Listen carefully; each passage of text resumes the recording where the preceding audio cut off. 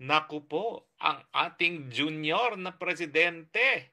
Baka mamaya meron na namang tininghot bago magsalita sa harap pa naman ng mga abogado. Mantakin ninyo. Iko-quote ko kung anong sinabi niya ha. Kasi baka mamaya sabihin niyo ako ay nag-iimbento lang. Slang pa nga eh. I still can't find those damn blank items. We'll keep looking, but I'm convinced that they simply do not exist. Eh syempre, ang sinasabi niya, ang binasa daw niya ay quote-unquote, yung General Appropriations Act. At ang sabi niya that he has scrutinized the 2025 GAA, reviewing over 4,000 pages of it. Okay? Just last month, I had to read 4,057 pages of the General Appropriation Act for 2025 because I reviewed it, analyzed it, and yes, in parts vetoed it. I can't find those damn blank items. Alam nyo, nahihiya ako na may ganyan tayong presidente. Ang pinag-uusapan natin, BICAM report. Ang binabasa niya, General Appropriation Act. Ano ba naman yan? Siya'y naging one-term congressman, one-term senator. So together, 9 years siyang naging mambabatas. Dapat alam niya na iba ang GAA dun sa BICAM report. Yung GAA, pinagbabasihan niya yung BICAM report. Bakit? Ano ba yung BICAM report na yan? Yan yung pinagtugmang bersyon ng mga magkakaibang probisyon ng pangtaunang budget na naipasa ng Kongreso at ng Senado. At natural, dahil yan ay nagkaroon ng reconciled versions, dun nga sa BICAM na tinatawag, yung BICAM ang magiging basehan para i-print yung General Appropriations Act. Sir, kahit 50 beses mong basahin yung 4,000 pages na yan, wala ka talagang makikitang blank sa GAA o sa General Appropriation Act. Dahil ang sinabi naman ni Congressman Ungab na malinaw na sinusugan, nino? Unang-una, ni Senator Bato. Pangalawa, nung Manuel na patawarin na natin siya dahil siya ay miyembro ng Alam Nyo Na. Pangatlo, si dating Presidente Gloria Macapagal Arroyo. O, pang-apat, yung reporter ng UNTV na kumuha ng certified true copy doon sa Senado ng BICAM report. Hindi na po makakailayan. Bakit? In-email po yan sa lahat ng mambabatas. So lahat po ng mambabatas yan, kung 330 congressmen and 24 senadors, meron po silang mga kopya na soft copy ng BICAM report na magpapakita na at least 30 pages ang meron pong mga blanco.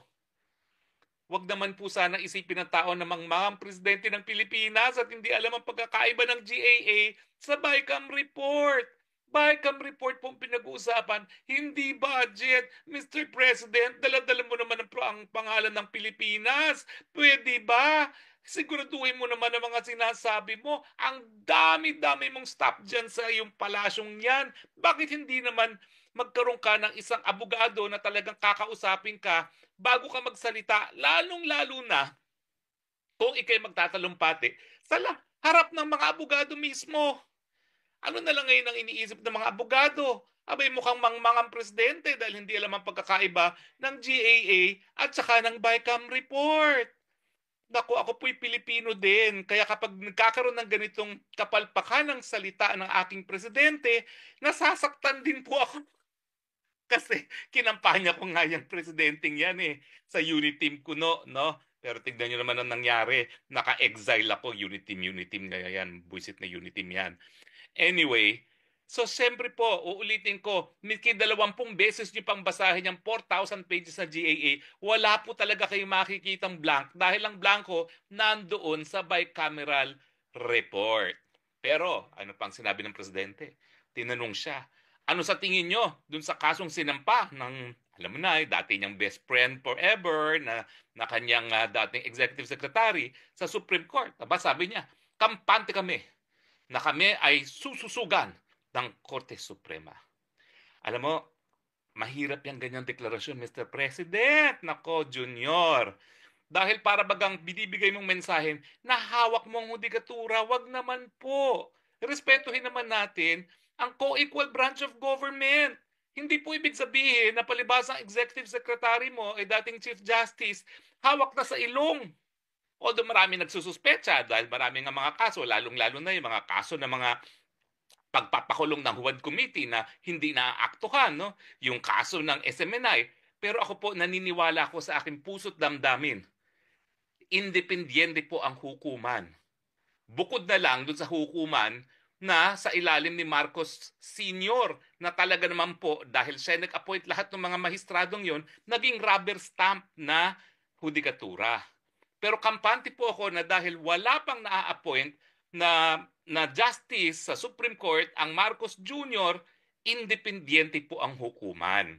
Siguro nag-aalinlangan lang sila out of respect sa co-equal branch of government, no, na kongreso or ehekutibo, kaya yung mga petisyon ay hindi na-actionan ng mabilisan, no? Pero ako po talaga, hindi na ako mag-aabogado kung ako hindi naniniwala sa integridad at saka kakayahan ng ating hukuman para panindigan ang ating saligang batas. At yan po talagang trabaho ng hudikatura. Kaya siya naging co-equal branch of government. Hindi dahil napakadami rin niya kapangyarihan, gaya ng presidente na mayroong Armed Forces of the Philippines, gaya ng Kongreso na may contempt power na gaya ng ginagawa ng Huwad Committee. Naging co-equal lang po ang hudikatura dahil ang kanyang katungkulan ay itaguyod yung supremacy, yung pinakamataas na batas sa Pilipinas at yun ang saligang batas. Sila sa pamamagitan ng pagbibigay interpretasyon sa saligang batas, tinataguyod nila na walang ibang batas na tataas pa sa saligang batas at yan pong aking paniniwala. Kaya nga po 34 years na akong nagpa-practice. So wag naman po kayo magsalita na parang sunod-sunuran sa inyo ang hudikatura gaya ng ginawa ng inyong ama na talaga namang yung korte na yon talagang sunod-sunuran. Kaya nga, naku, ang dami pa naman mga taga-UP ng korte na yon pero nakakahiya kasi mga mga decision nila, lalong-lalo na doon sa pag-ratify na 1973 Constitution na viva voce lamang, yes, sa mga barangay council, sinustain ba naman? Siyempre, nawalan sila ng integridad.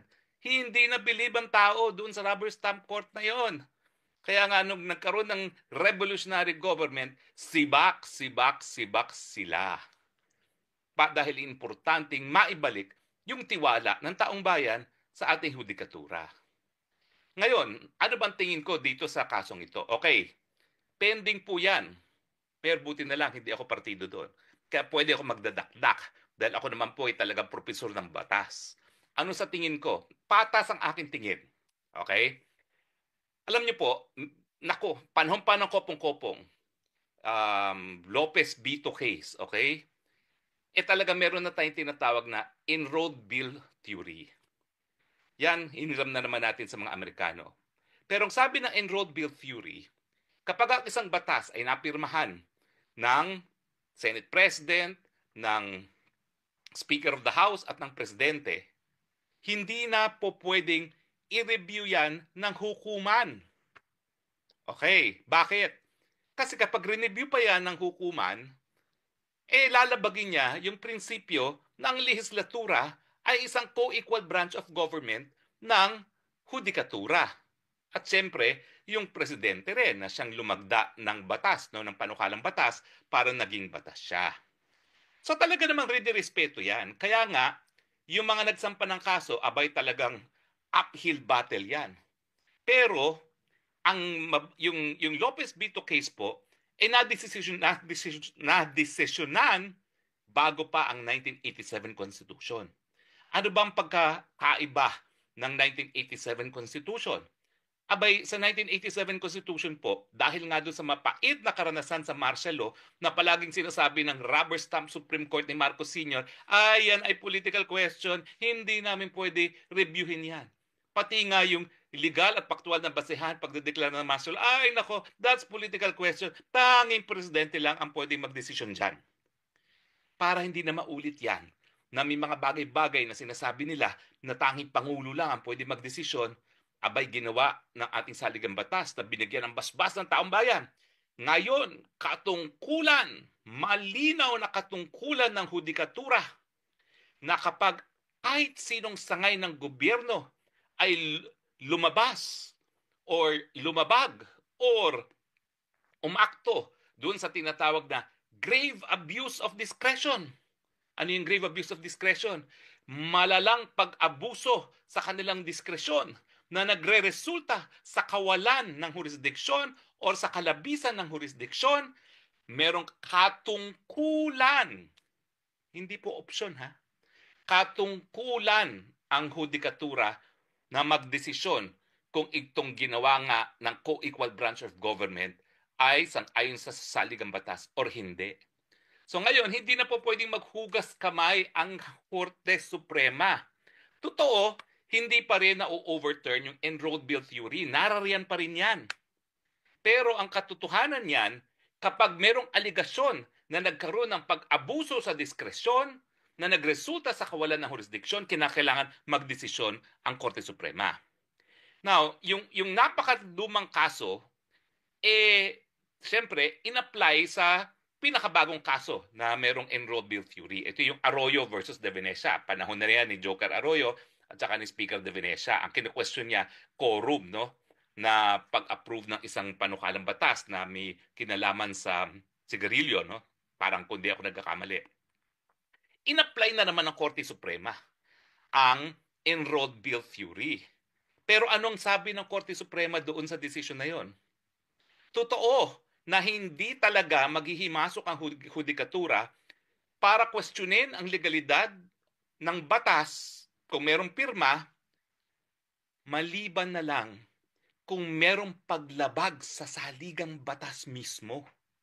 Kasi yung kino-question lang doon sa kaso ng Arroyo versus De Venecia yung paglabag sa House rules.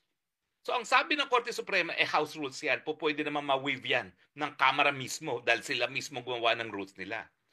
Pero dahil ang Korte Suprema ay tagapagtaguyod ng saligang batas, kapag merong paglabag sa saligang batas, kinakailangan magdesisyon ang Korte Suprema maski pa merong enrolled bill theory.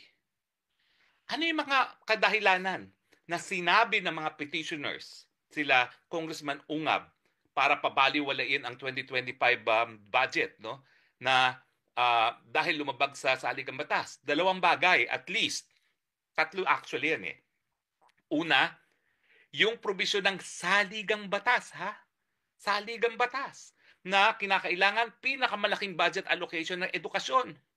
Kaya ngayon lumalabas ng mataas ang budget ng edukasyon kaysa sa 1 trillion budget ng DPWH, dahil isinama yung budget ng PMA at ng kung ano-ano pang mga defense institutions of higher learning sa budget ng DepEd. Tama ba yon? Hindi.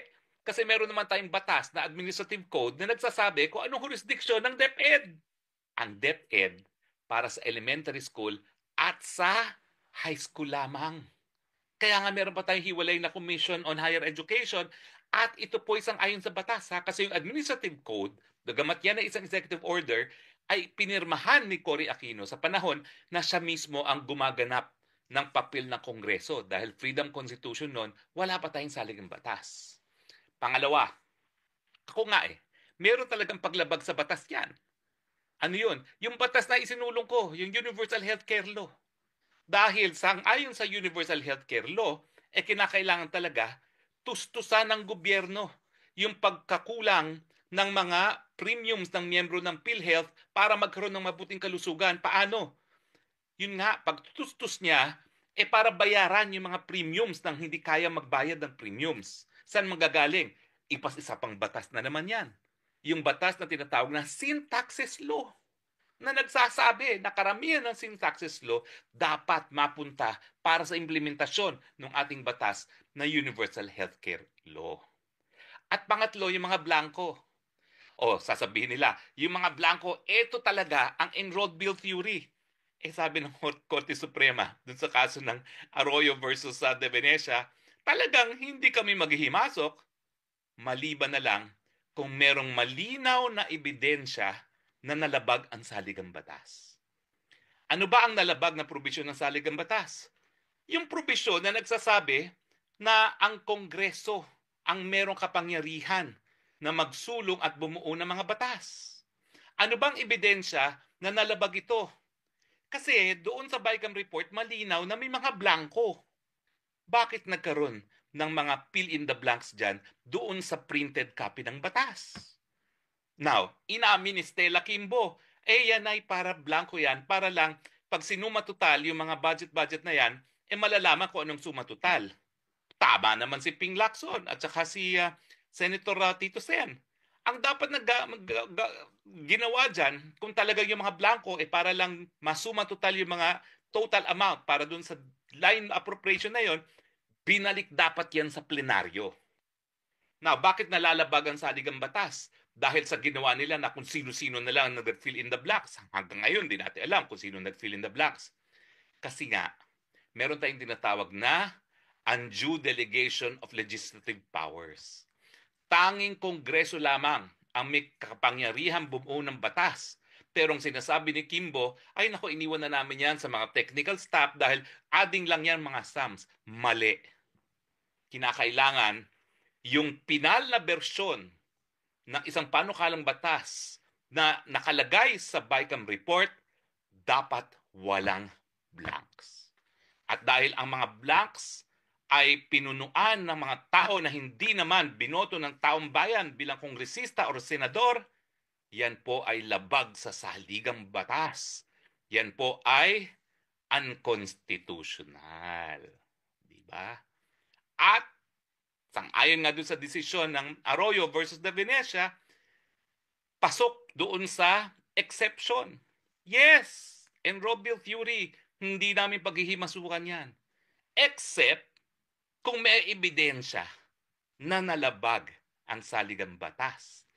At least dalawa yan. Bukod ba doon sa paglabag sa Universal Healthcare Law at saka doon sa Sin Taxes Law. Yung ngang, unang-una, yung edukasyon, pinakamataas dapat ang budget.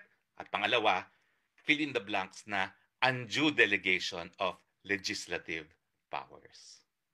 So, Mr. President, Junior, pag siguro malinaw-linaw ng pag-iisip mo, linawin mo na ang dapat mong tignan yung BICAM report at hindi ang GAA. At sana, mag-iingat ka naman sa iyong pananalita. Kasi, bagamat hindi mo appointees ang mga justices at hindi mo sila nakokontrol gaya ng nakontrol ng ama mo ang Korte Suprema,